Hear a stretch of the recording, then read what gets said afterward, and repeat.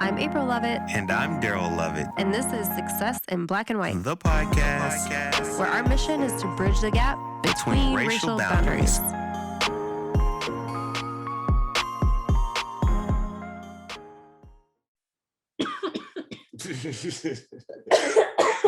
One of these. Oh my gosh. Sorry. No, you good. Get yourself together. You got it. Mm-hmm. Hey, everybody. We are back again with another episode. We have a very special guest that is going to be joining us. April is going to read his bio, and then we're going to jump right into this episode.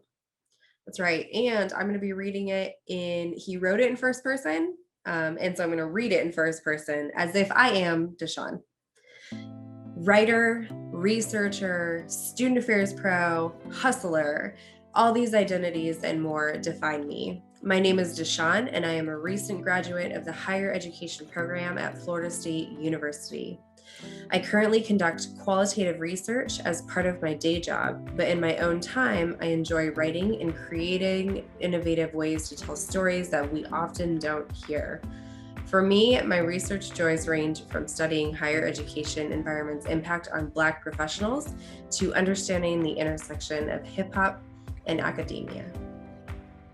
Stay tuned as we jump into this episode. It's a good one. It is a good one. Hey, everybody. Welcome back to another episode of Success in Black and White.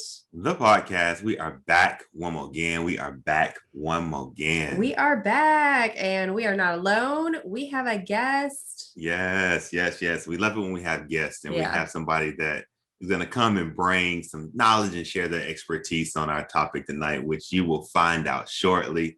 We're excited about this one because this topic, I think, is one that a lot of people probably subconsciously do or have done, and we're going to kind of talk about it and shed some light on it of ways that you can maybe do it better and how to continue to level up in your equity game. Yes. I mean, I feel like it's hiring season, and it is fair game for DEI, right?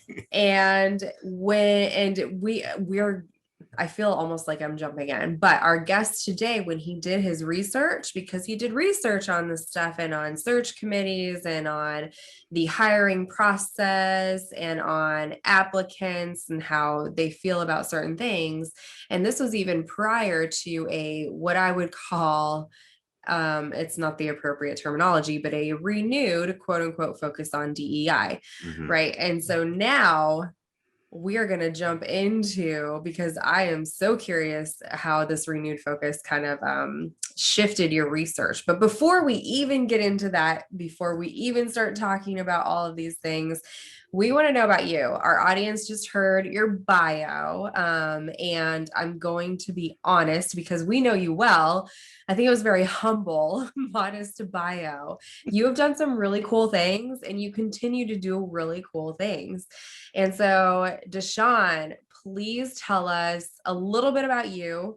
What is your career? What is your career trajectory from here? How did you get to where you are? I'm asking a researcher all of these double, triple, quadruple barreled questions right now. But tell us more about you. We want to know about you. Of course. I appreciate y'all bringing me on. And I appreciate being here with y'all and the wonderful intro.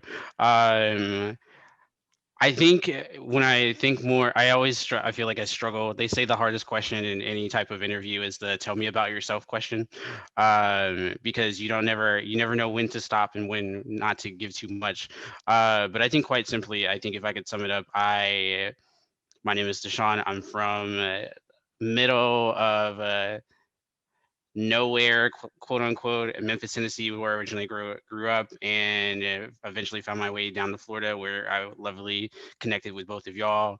And I think as I've the pandemic has given me a lot of time to sit around and reflect, because I feel like that's all we can do right now. And when I really think about it, I think more than anything, I'm a storyteller.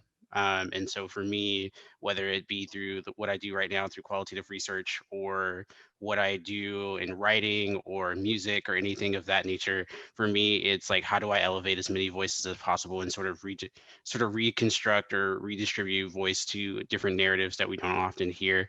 And I think that's where my initial idea for doing my research on hiring processes and the people that we bring into our institutions, our corporate offices, and our workplaces, and what that means and what does that look like. Because we're always building something, right? We're trying to build a brand, we're trying to build a company, we're trying to build like some type of like element to bring people together. But for me, it's about like, what story are we also telling alongside that, and what story is being told when we don't control that narrative as well. Because we can tell a really great story, but the story can also be told for us if we don't pay close attention to the practice and the different things that we're doing. So that's just a really roundabout way of just me saying I do research. I like looking at research. When I'm not looking at research, I love listening to some great hip hop and podcasts like this one. So I'm happy to be sitting down with y'all. Let's dig a little bit deeper into that, because I want to know, how did you get to the space where you enjoy research? Because I'm a researcher also. That's what connected us in the first place. And so I want to know, we know your journey, your schooling journey, but maybe tell our audience, where did you get your undergrad and your master's, and how did you determine that research was a good fit for you? Right. No, a very good question. I think for me, so growing up in Memphis, Tennessee, and then coming from a variety of other places as well, and being just very well traveled because I come from a military family, I wanted to go somewhere and just like feel really steady for a while. So I ended up going 6 hours away to the University of Tennessee, where I did my undergraduate degree in kinesiology. For folks out there that don't want to use Google, it's like a way to say fancy exercise science. And part of that reason was because I wanted to be a doctor. I had a crazy dream of wanting to just go out and operate on people and get away with it and get paid to do it. But that dream sort of fell through after organic chem, because that was just not where I was meant to be. That just wasn't the move. And I think the research bug didn't really come until later, my senior year, actually, where I had the opportunity to work with a good friend of mine who actually ended up writing my letter of recommendation to the master's program at Florida State. Being able to work with him in an exercise lab, and pretty much what I did was do a lot of our recordings and pretty much tested all of our equipment, made sure everything was working. And I was a part of a research project that's still actually, I think, going on right now, and it's supposed to wrap up in another year or so, where we were testing to see like physical activity and how it impacts kids at a young age, and if constantly enrolling kids in different sports and PE programs, if it's actually beneficial for their long-term health. So if they are actively involved with their kids, do they maintain that sense of activity and that sort of positive endowment towards working out and exercise later on? And so that was really cool for me, because for me, research was always just like, I have to sit in a room and look at data sheets all the time, and that's not really accurate. And then when I got to grad school in the higher ed program at Florida State, it became a lot more, oh, like I can study things that I like. Oh, this is strange. And for me, I knew education was a big area for me, coming from a family of educators, from both my parents, who have went to historically Black colleges and universities and did some educational things on the side, as well as my grandmother being a teacher for most of her life.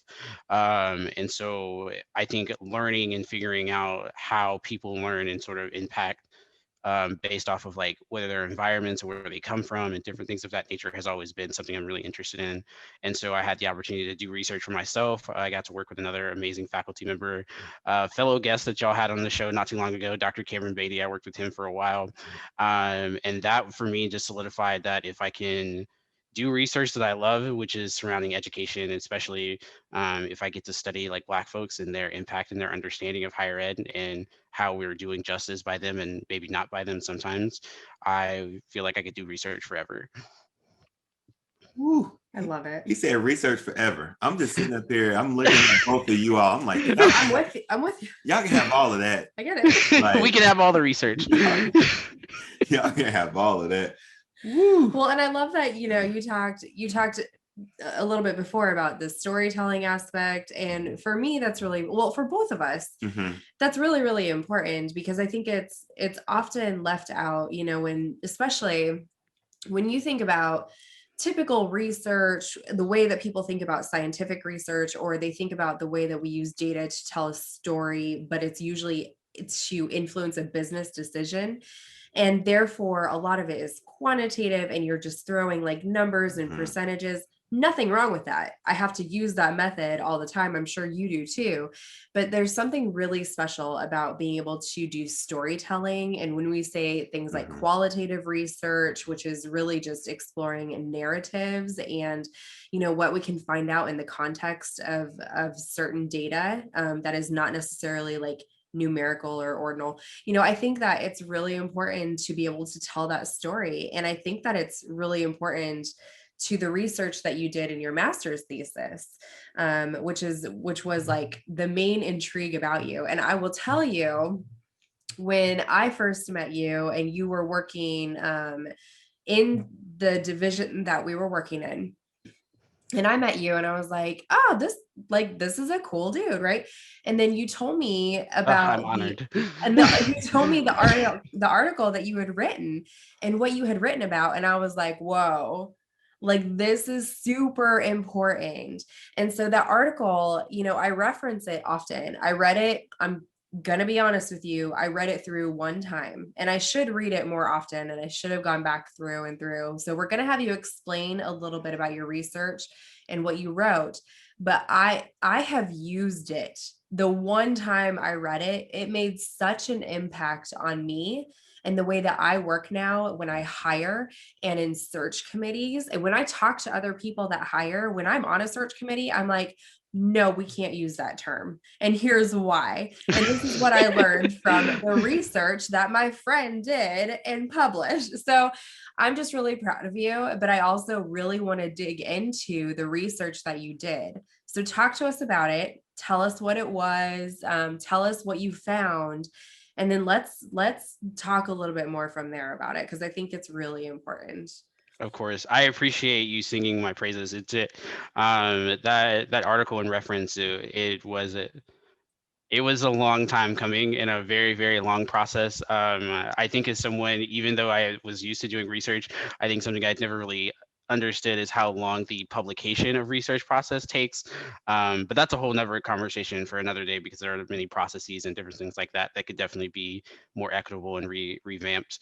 But not too long ago, it feels like millennia ago, because the pandemic's been going on for 5 years, obviously. I wrote an article called Elephants in the Room, the understanding and dismantling the Black assembly line. And pretty much my thought process from that came from a very simple observation.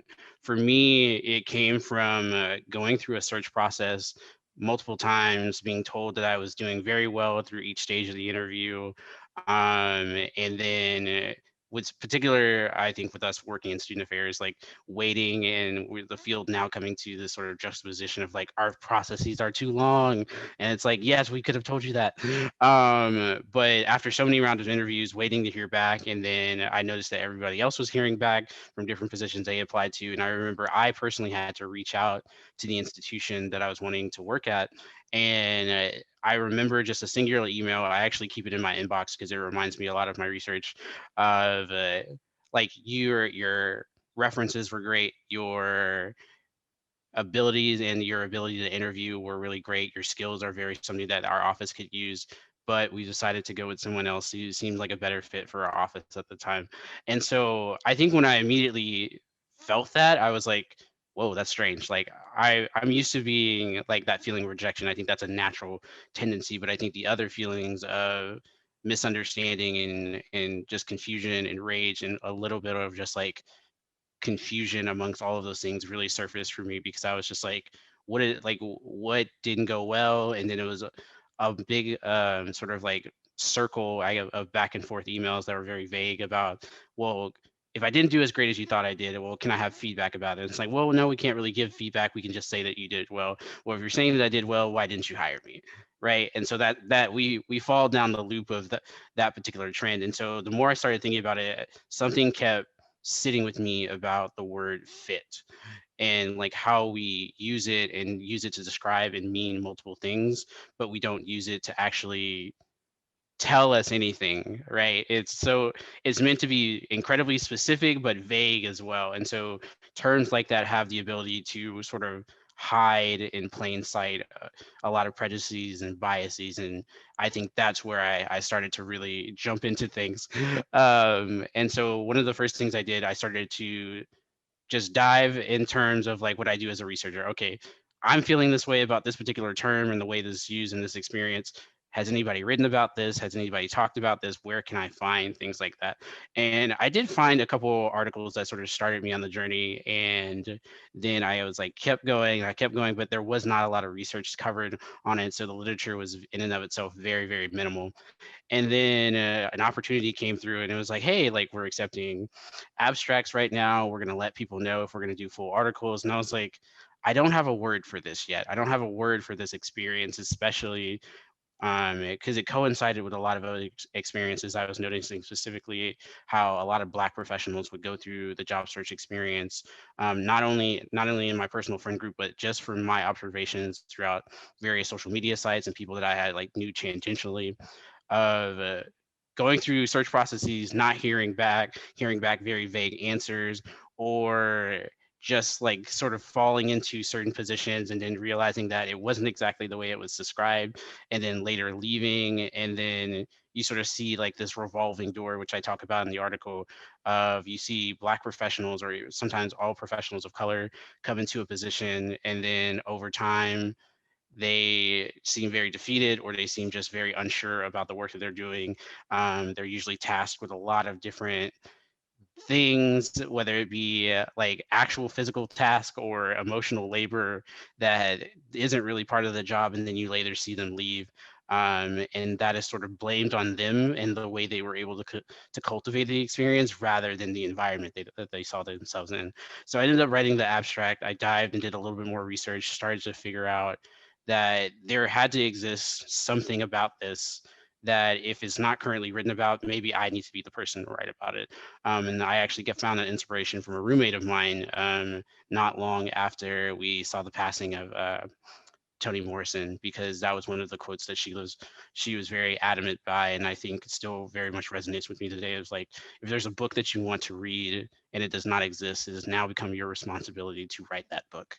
And so I started thinking more about that, and I started doing the actual research, more so from a theoretical perspective first, because I didn't have anything as far as immediate test subjects. And so I think the easiest thing for me, I think, was to figure out how can I make sure that this reaches critical mass in a very short amount of time, and what gives this idea of legitimacy. And so legitimacy, especially when we think about higher ed, it comes from what journal is it published in, and like where is your research conducted, what theories are you specifically using, and it's like clout chasing. You got to figure out what's going to give you the most clout right away so that people are going to be paying attention, so that your article, like the new song on the radio, is going to get played first. And so for me, I did choose an open access journal, predominantly published by graduate students, but was also very heavily reviewed by a lot of practitioners as well as scholars in the field.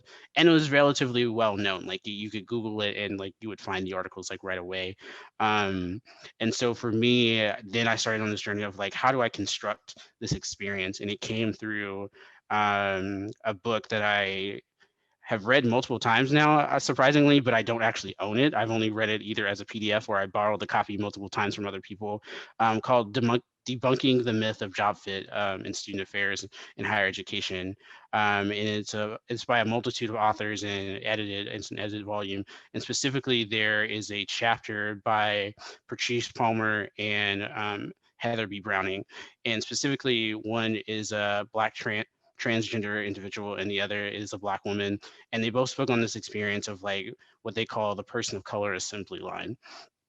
And so basically what that is talking about how in higher education spaces, they specifically were talking about a lot of faculty spaces, but also a few staff spaces as well, where space in and of itself is not conducive to the development of members and professionals of color, because majority of people that work there are white.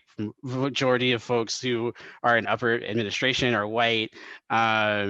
So it's a lot of whiteness, and whiteness is very pervasive in the space. And so to sort of meet that diversity quota, they hire someone who's a person of color. And then one thing that we know from a research standpoint is that when you hire a person of color, the students of color are going to come and they're going to bring their problems about with them. And a lot of them tend to be with this campus is not inclusive because whiteness is everywhere. Right. And so while that is great because it provides an area of mentorship for a person in that position, it also brings a lot of emotional labor. It brings a lot of emotional taxation. And then it prevents you from being able to do quote unquote the real work. And then while you're trying to advocate and do all of these things, you start to realize your place in the space is either there for one or two reasons. You're there to give the appearance of diversity, or you are there so that you can be the expert on diversity. And sometimes those things coincide with each other, in that you are there to be the expert in diversity, which means we're going to ask you all the questions about diversity, but don't expect things to be done about said diversity. Or you're just here to look nice and be our like diversity person, right? And so for me, I started to dive a lot more into, okay, specifically how we think about this with student affairs, how we think about this in the corporate world. And that's when I started thinking about, from a theoretical standpoint, obviously I have to start with critical race theory, because critical race theory is very inundated with the fact that we have to acknowledge that race is real, racism is ever pervasive, and there is an existence of oppression. Simply put, we have to give legitimacy to a lived experience that is very obvious. And I was like, for me, I was like, okay, so what other component can I use to sort of build this idea of this cycle that's also happening specifically tailored to Black professionals? And for me, that came through systems theory.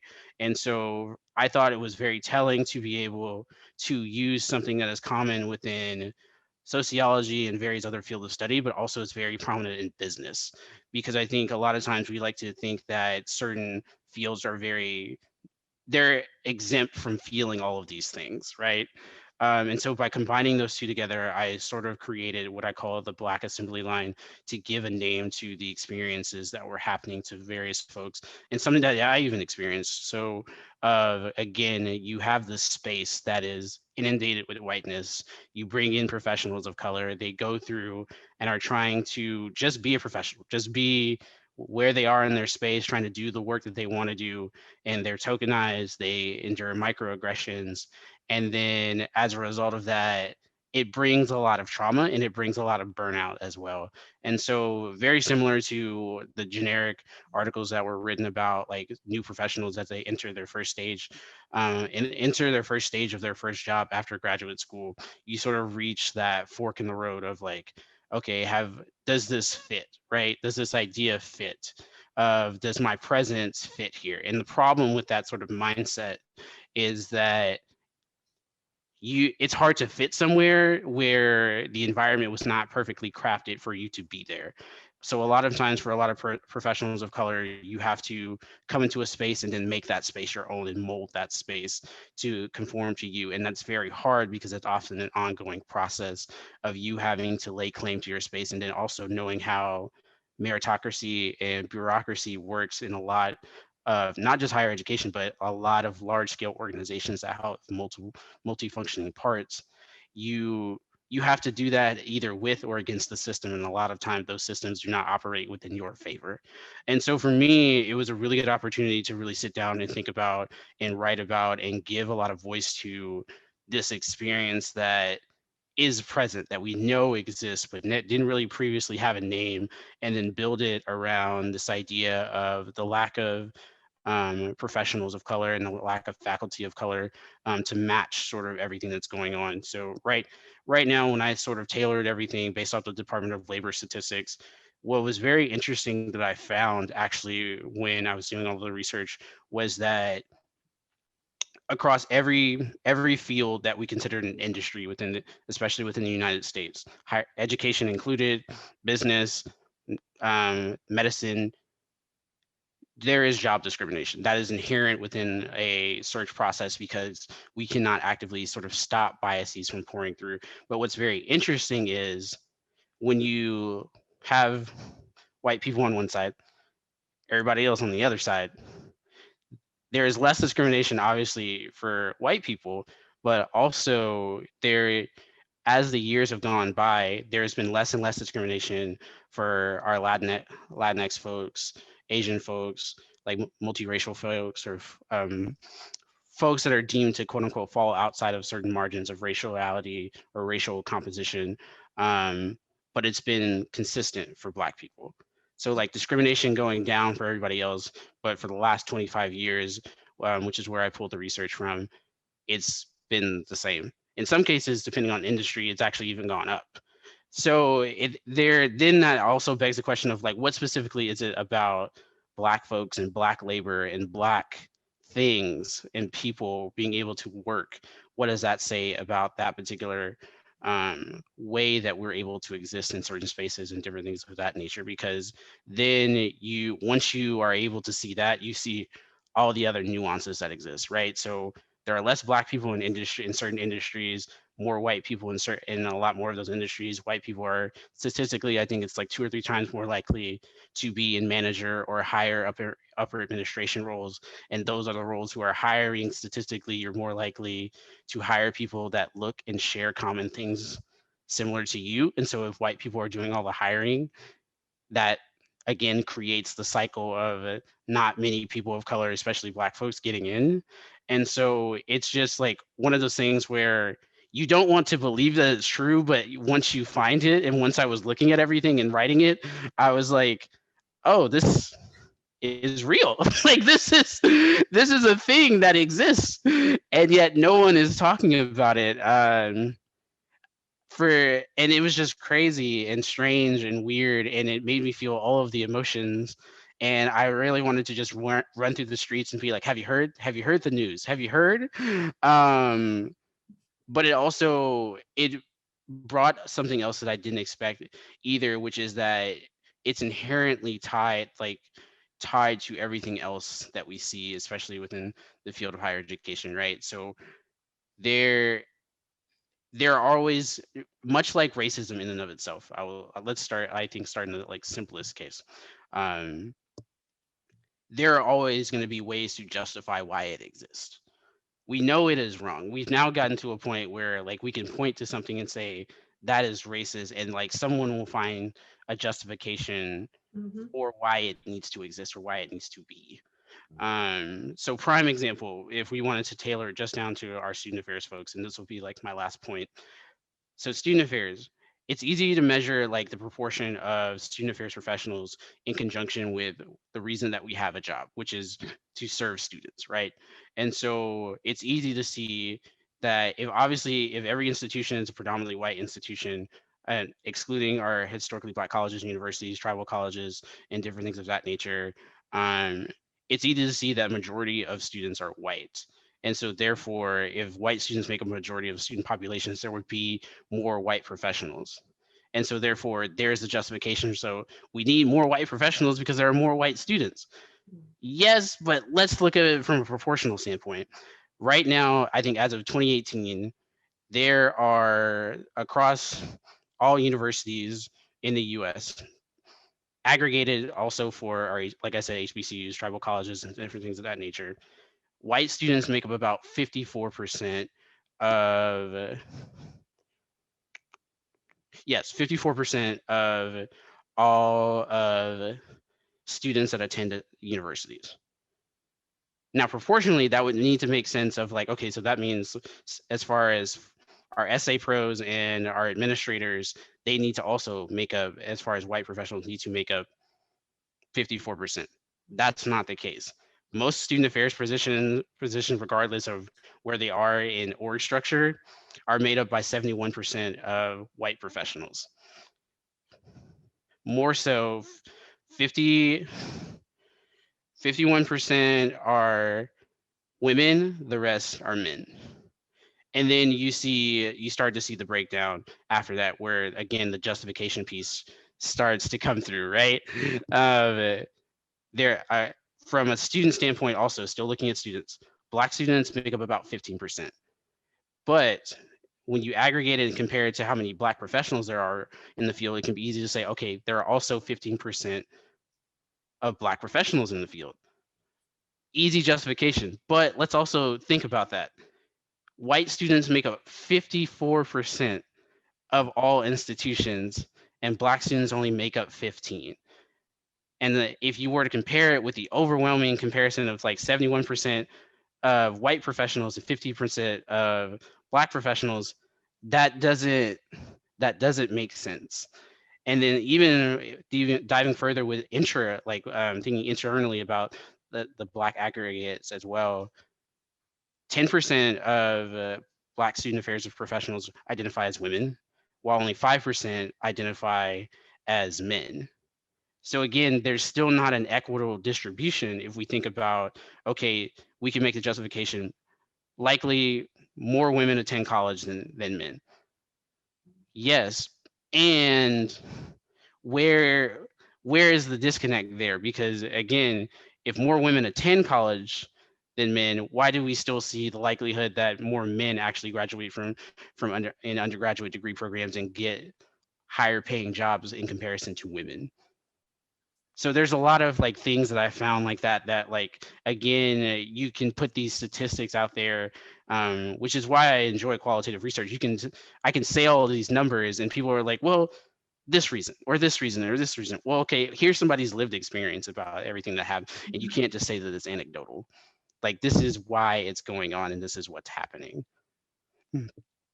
Ooh, let me do this. That was really good. I mean, for our listeners, like the way that you broke that down, and you just didn't like hit them with a lot of data, like you kind of gave them, the story. My question to you, and I'm kind of going to my side of it. Like I'm more of the like, all right, let's get to the meat and potatoes. Do you think that the way that, and I'm going to say Black people, the way that we were brought up, the way that we were kind of educated or inspired to pursue opportunities impact us not really going for those jobs, or not really going for those, knowing that you talked about fit, knowing that we would be discriminated against or we may not be the right fit? Do you feel like it discourages us and we just kind of find, like you said, wherever we can get in and create that little space for us and make the adjustments and just kind of hang tight? Because I know a lot of Black professionals, and they kind of get in that mid-level and they just kind of get stuck there and they just hang out and just ride it there. But if you have those side conversations, it's like they talk to you and they have that ambition. They want to do more and be more. But they're like, but I'm good right here. Right. That's a tough question, because I think it's one of those questions where it's a yes and, right? I think a lot of the ways that, and this is not to say that like Blackness in and of itself is is monolithic experience, but I think it can be easy, and it is very much like, okay, like we are, okay, let me get to this place where I know I'm gonna be comfortable. I know I could get at least this job and I'll ride it out and I'm good. I think the question then becomes, why are we sort of pushed into those positions and having to make those choices, right? Because I think it's very easy we have been socialized to be that way, and in part it is like, okay, my ambition allows me to go this far. I want to do as much as I can with this.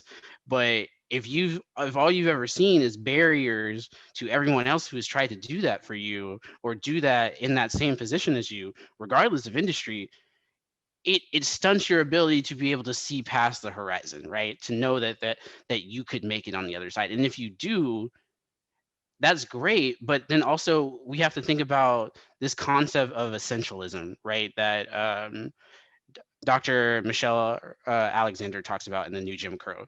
Essentialism is also important because it reminds us that, for instance, if we wanted to think about former President Barack Obama, he succeeded where so many other people would have failed. But you also have to realize he succeeded as the exception, not the rule.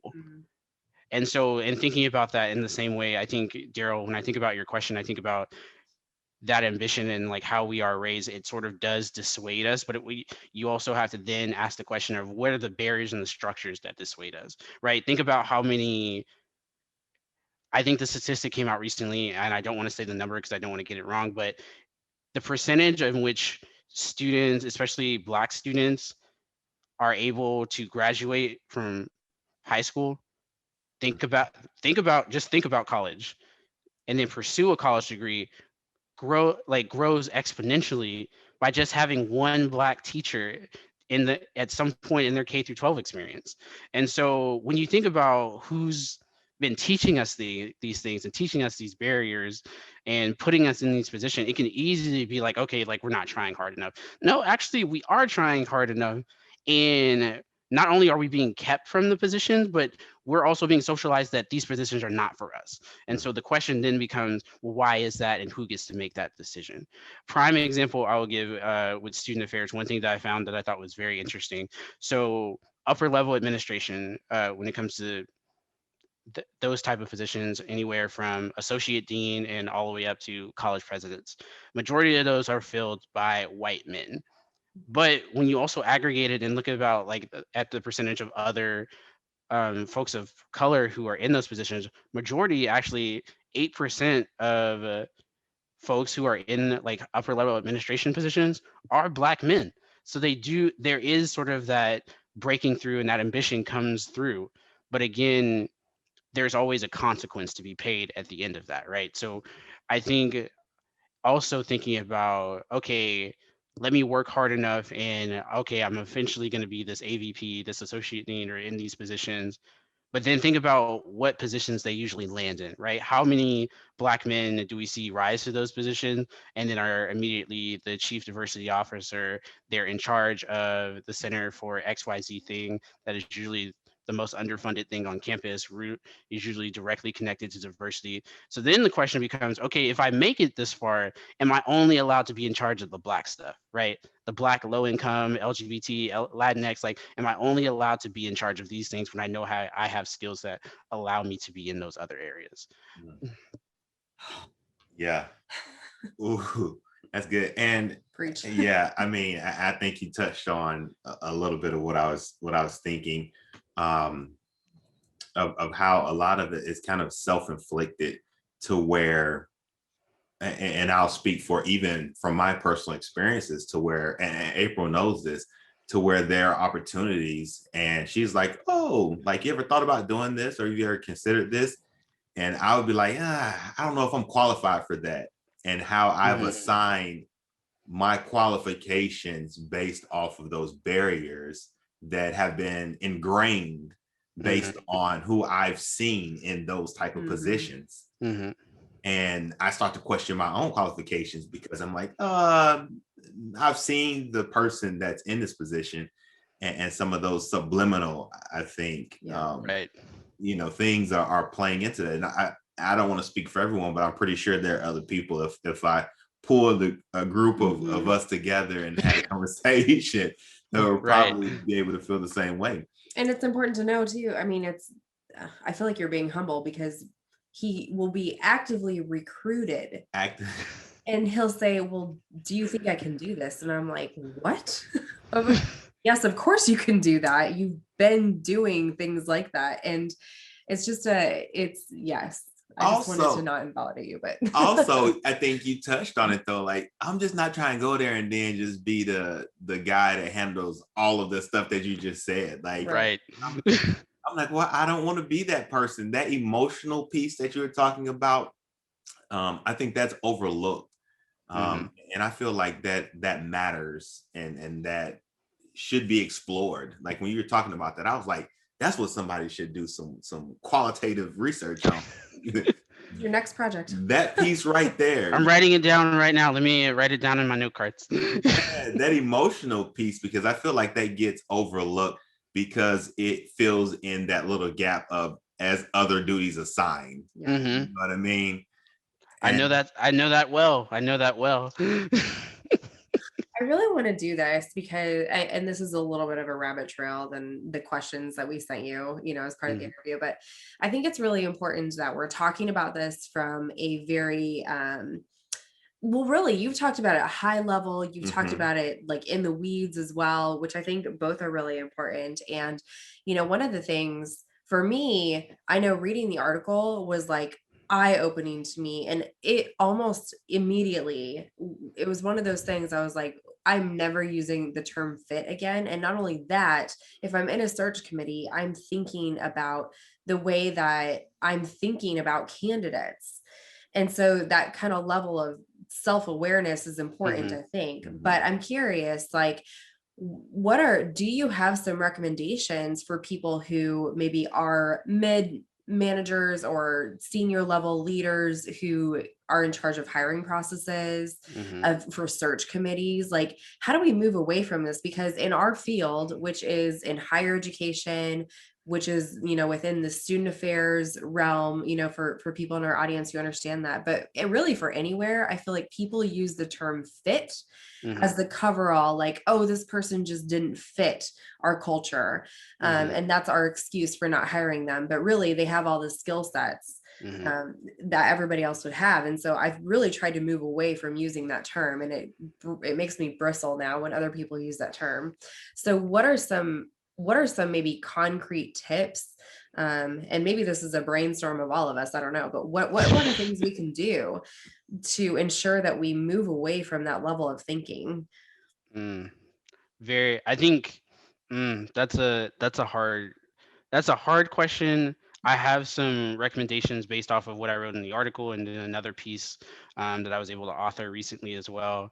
I think it really boils down to how are we, whether it be the search committee, whether it be the person who is the hiring manager, how are we going to disrupt power? And by that, I mean, how are we going to disrupt the very things that hold power that we don't think about, right? So even in the term fit, like when you think about a conversation, I was just like, oh, like I don't like a very good example for me. I don't think this person is a good fit. Oh, why do you think that? Well, he doesn't seem like the person that I could hang out with, or he doesn't seem like the person that I could like go and grab a beer with or something like that. And it's just like, well, that's not what he's being asked to do. He's not being asked to go do these things with you. He's being asked to do XYZ thing in this job description. And is that aligning with those things? So I think power is one of those things that I really, really hope to explore in the future, specifically to this process, because I think it shows up in very, very specific ways that we feel like we can't control. So not only thinking about like words like fit, but also going back to Daryl, your earlier question and comments about qualification. So right, qualifications is just another term for value. When we think about it that way, what qualifies you to do it? What qualifies anybody to do anything? Like, have I had experience to do it, or that I actively do it now, or I am willing to learn how to do it? Like what are those things that align with like how we're talking about these things, right?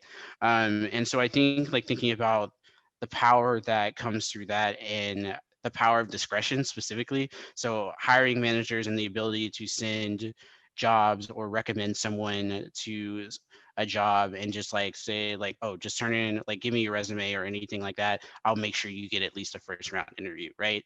Things like that where people are able to use their discretion in a specific way to help someone. And don't get me wrong, that's not bad. Like, especially when I think about like Black folks and like those of us with a little bit more melanin, I like those opportunities because it puts us in the door when we would not have had the opportunity otherwise. But I think when it goes unchecked and when we don't think about it, then we run into the issue of like, how are we then making this space a lot more dangerous or assimilated than we think it is? And then I think it also comes through the actual structure of search committees as well, right? So in thinking about that, who's on your search committee? How are people trained before they get onto their search committee? Do you address or have any conversation about implicit bias in that search committee? And then thinking about the positions of the folks who are on that committee as well. If the committee chair is someone who is an upper level administrator, an AVP, or a director of some department, and my office has a good relationship with that department, how do I jeopardize that relationship, or how is that going to be impacted when I speak my truth or speak my voice about trying to advocate for a candidate, and is that going to reflect poorly on me? And a lot of people are perfectly fine making those choices and those decisions, because I think, again, it goes back to discretion, and it goes back to like, how are you able to speak power to truth? But I think those are very, very real things that sort of show up in that space as well. And so how are search committees going to, in the future and now, start to think more actively about those things, and how are we going to tackle those things? And then another thing that I remember having a conversation with someone who was very interested in my article, we went back and forth about it for a while. The idea of just having someone who is an expert in hiring processes or an expert in diversity and inclusion be a part of the committee, that actually does not make it better. All you have done is created emotional labor for someone to take on, and that then they have to be the sole spokesperson.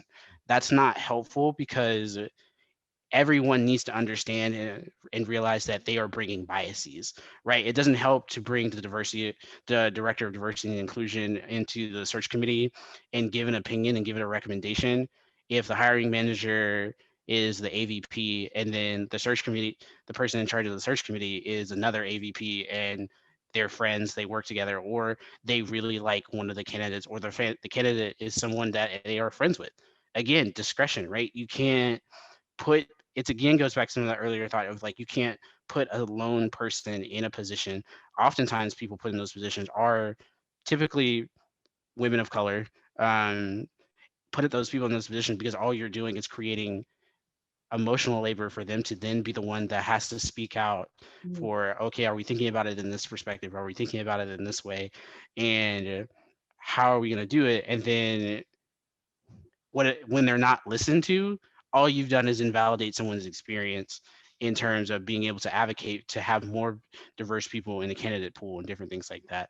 And I think the last thing would just be having to understand that equity is not a singular process. It is a processes of multiple things, right? So it's the use of discretion of a hiring manager or the HR person to be able to be like, I don't like that this candidate pool is not as diverse as I would like it to be. Let's keep this application out for a lot longer, or how are we sending out this notification of an application or of this opening? How are we recommending people? How are we bringing people into the fold?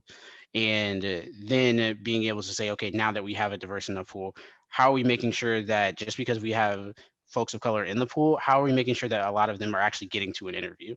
If they have the qualifications, if they have quote unquote like all of these things that we're looking for on a tangible application, like how are we making sure that they get a chance to speak their truth in front of a search committee and being able to be advocated for in the same way that everybody else is?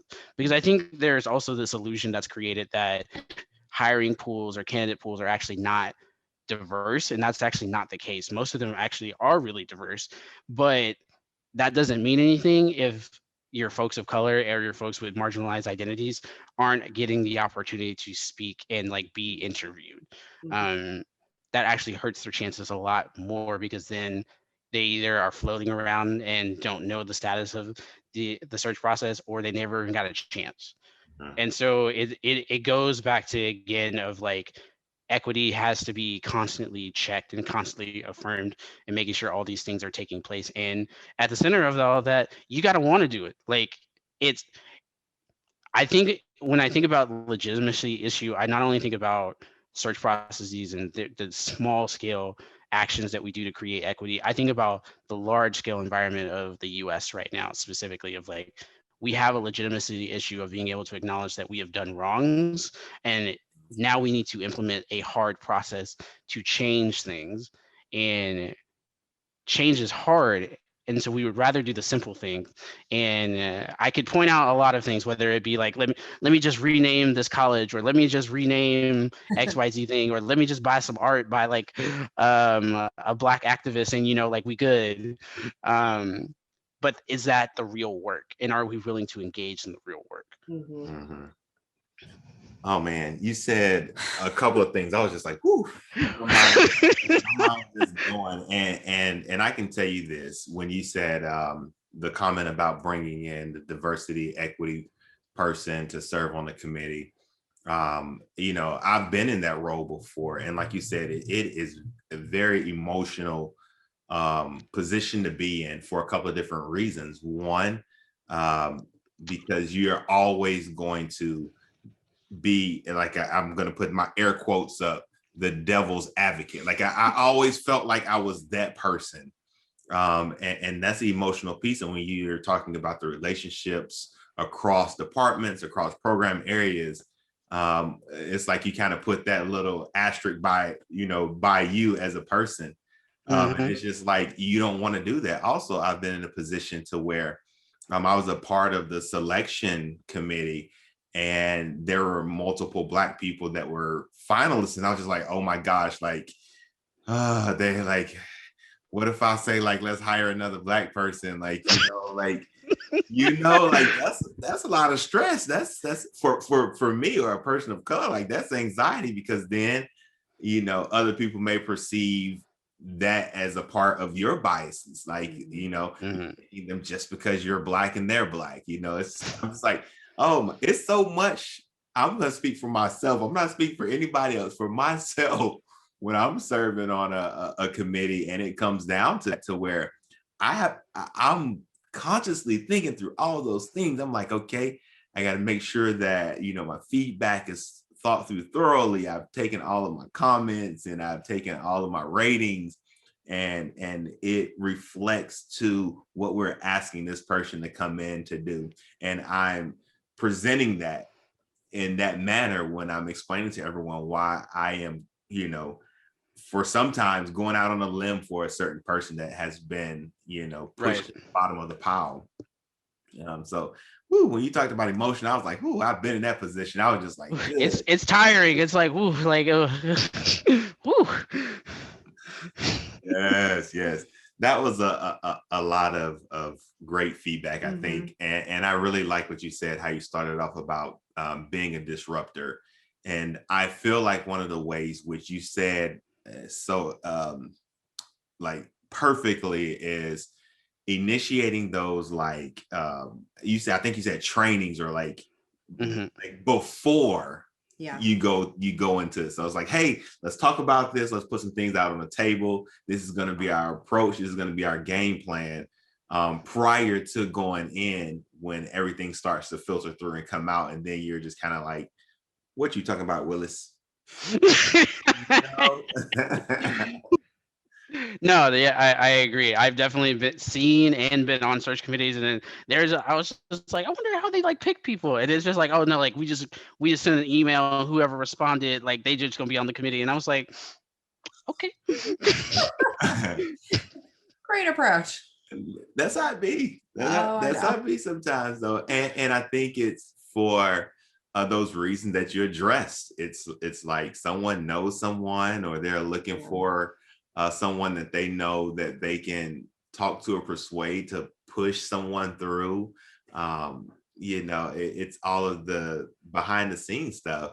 But now, before I get on, like, I'll ask. I served on a committee, and I asked before, like, it's day one. I said, is there someone that you already have in mind that's going to be a part of this process? Because if it is, I'm good. Like, y'all might just want to find somebody else. And people don't like that when I say that, and they kind of look at me funny. And they give the PC answer. No, this is an open search. We're looking for the best qualified person. But as soon as I sense it or I feel it, like, I'm like, here, let me tell you this, because this is the way it seemed like it's going. And but that's probably why I don't get asked. They didn't probably start passing my name around, like, yeah. They're like, you gonna call let's put him in that pile, that other pile. That's that disrupting that you're talking about, though. And some people aren't comfortable, or are not comfortable doing that. I'm comfortable with doing that.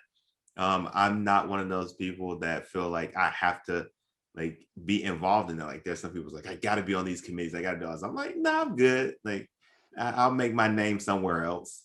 But it's also up to white people who, if you really like think that you're an ally. Okay, first, I don't think that white people can name themselves as allies.